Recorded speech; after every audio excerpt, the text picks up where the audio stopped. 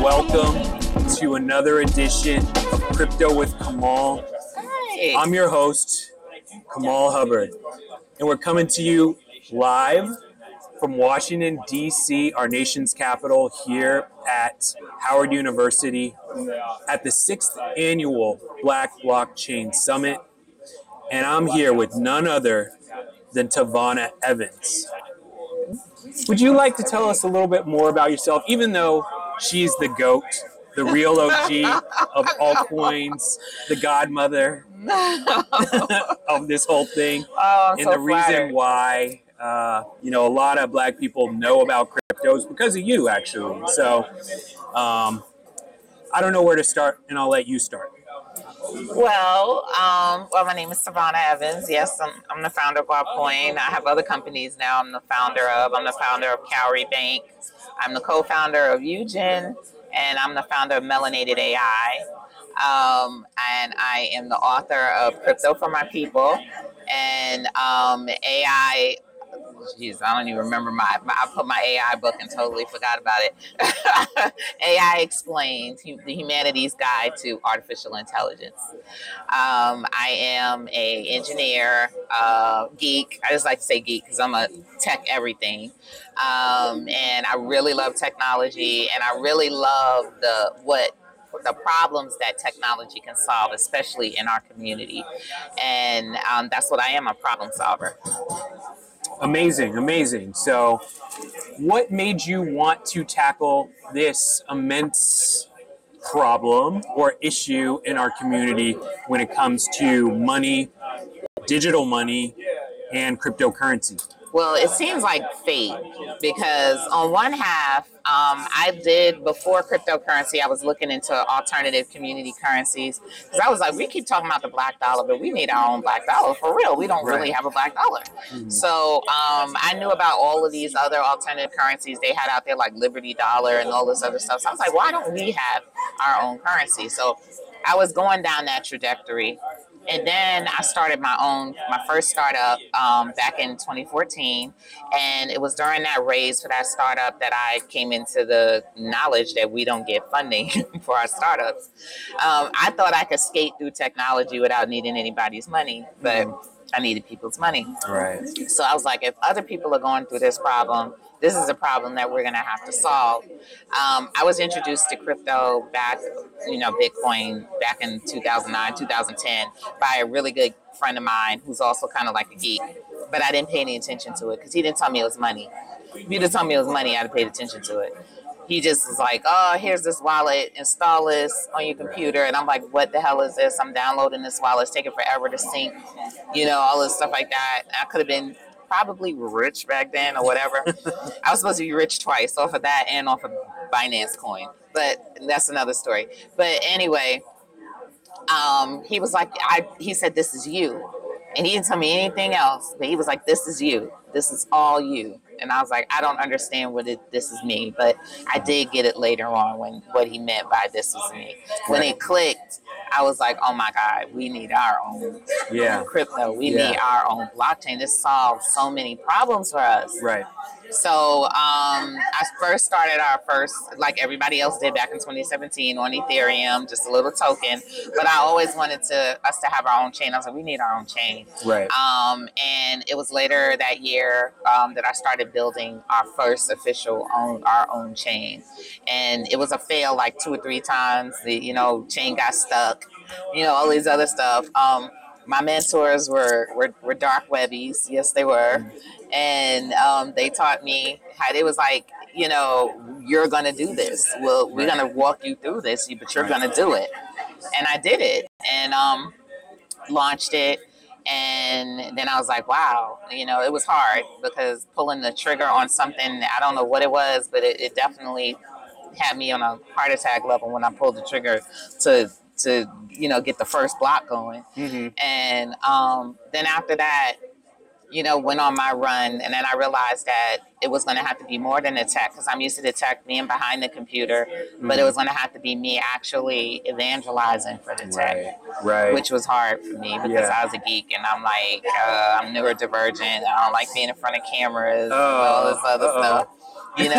So, but people think I just do this and I'm getting out. No, I don't. But I had to, take it a step further, and I knew I was going to have to teach the people and walk them through the process, right, and be a teacher, really. And I was like, okay, well, that's not too scary for me, the teacher part. So going out, and I also realized when it comes to our people, I was going to have to build trust. right. I was going to have to earn their trust. So you had to build trust on a trustless network. Yes, right. It's interesting because the dynamics between our people in blockchain, I believe, is different than other people in blockchain.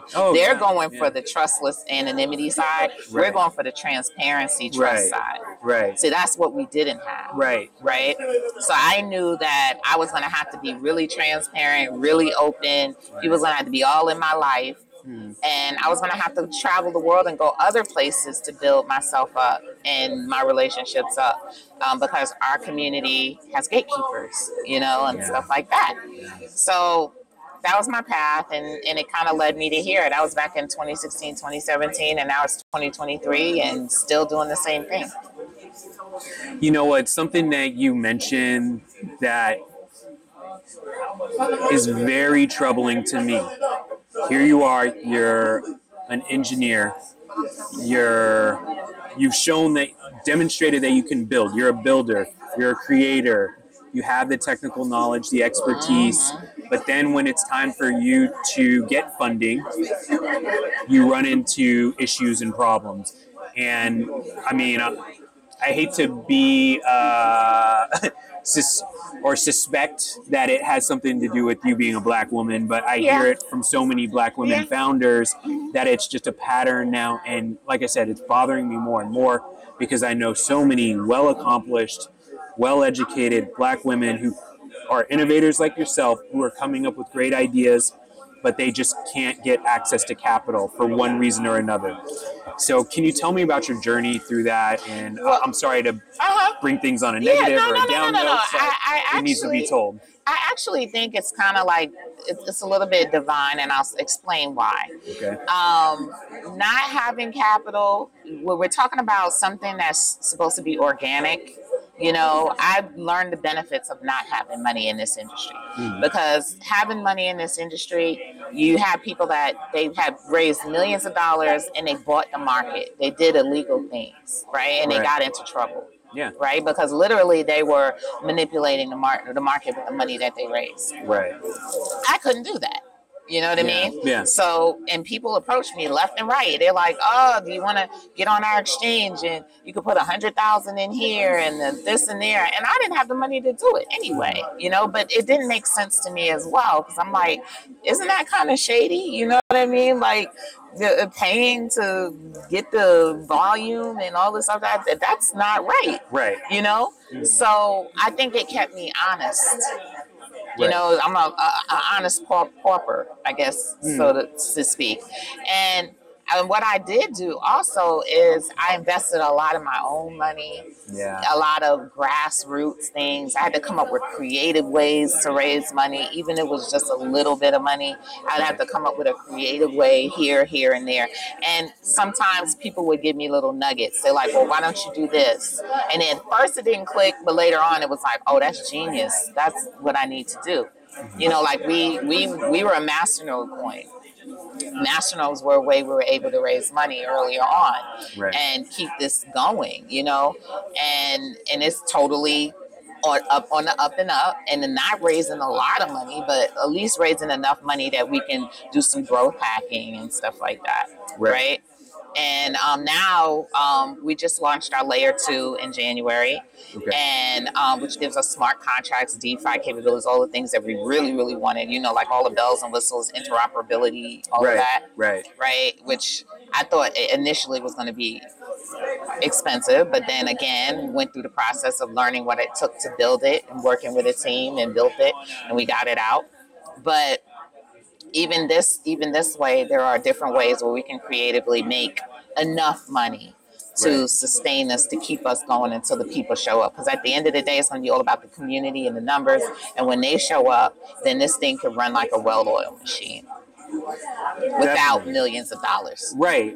And I think that's part of what I talk about in my book, DeFi for the Diaspora, is, as long as we are in pursuit of moral markets, right, that's going to bring more adoption because it's the fraud and, It's like I'm like we're probably the most legit chain out there. And if that accounts for something, right, that's huge. If the honesty just accounts for something, that's huge. So I'm like, it's slow and steady wins the race. Keep it clean, keep it open, build the trust. I think about it like, coming from the hip hop side, people, the underground, everything started in the underground. It had to permeate the culture before it became big. Right. And I'm like, well, this is another thing. It starts on the underground. It has to permeate the culture before they catch on to it. Well, now I want to ask you. So I'm here with ICP.Hub North America. They're part of the Internet Computer. Okay. Do you know anything about the Internet Computer? Not enough. Or what do you know about? Can you tell me? I could tell you about the Internet Computer. So the Internet Computer is a blockchain network that's looking to eliminate traditional IT services like IT hosting and put all of those services on chain. So cloud, that's smart. Yeah. Cloud storage. Yeah. All the things that are needed to run Web3, decentralized. That's a good problem to solve. Applications, smart contracts, all those things. And they're actually building in a way to become not so much interoperable with other blockchains, but to become an orchestrator. So they've integrated the Bitcoin blockchain onto their blockchain. So it allows people to interact with the Internet Computer where they can create wallets on Bitcoin and send and receive Bitcoin using ICP. Okay. So it's a protocol. It's a protocol. Exactly. But they want to make Web3 accessible. And so what's the money behind it? Well, so they are based in Switzerland, and they have the longest research and development team in blockchain going. Okay. And they had an endowment of $200 million for people to build on. Maybe the Swiss banks of blockchain, huh? Yeah, it could be. I don't know. I'm learning more and more about the Swiss bank of storage. I'm learning more and more about this protocol every day, and it's very fascinating. And what they want to do is be as inclusive as possible, and that's why they brought me here to the Black Blockchain Summit, so I can raise awareness. That's awesome. And who knows, maybe one day GUAP Coin could get integrated into ICP. Yeah, I mean, we're at that phase of partnerships right now because I just recently reached out to Chainalysis because, Chainalysis, they have their new interoperable protocol that they're launching. I reached out to them. I reached out to other people. So I do a lot of that stuff to kind of build the relationships. Mm-hmm. And I guess that's the real stymie when you don't have capital. Right. Because they're but what we have is potential. Like we have the potential biggest, most influential market there is. Right. They don't know that yet, I guess, but we know that. Right. But we have potential. So that's what we kind of bring along. So, we go to, we approach people and say, hey, you're talking about mass adoption. This is a way to get it kicking. Right. You know what I mean? Well, I want to thank you so much for taking time out. You've been so patient with me today. Yeah, you've been patient with me too. Because I've been running around. I was supposed to be here a couple of times to talk to you. I just got here like 12 o'clock. I'm honored to be graced by your presence. Thank you. I appreciate everything that you've done in the space and just want to give you your respect. And I'll let you have the last word. What are you working on? Where can people find you? Well, one of the exciting things that we're working on is on-chain identity management. Okay. That's what everybody's excited about. I'm even more excited about it because I think that having this particular sovereignty and ownership of your identity is something that our culture wanted to do for a very long time but didn't have the tools to do it. Right. So that's my pet project that I want to have with GUAP Coin, and we'll be releasing NFT domain names and et cetera. So we're gonna have .guap coming for the new year. Yeah. And also with Kamal, yeah. Get your .guap. Get your .guap. Right. So I'm so excited about being able to have a layer 2 that we can build and expand in that way. So that's all right. Awesome. Well, thank you so much again for taking time out. Thank you to ICP.Hub North America for helping make this thing happen. And don't just make it a good day, make it a great day. A great day with crypto. Crypto with Kamal, and we'll catch you on the next one. Bye-bye.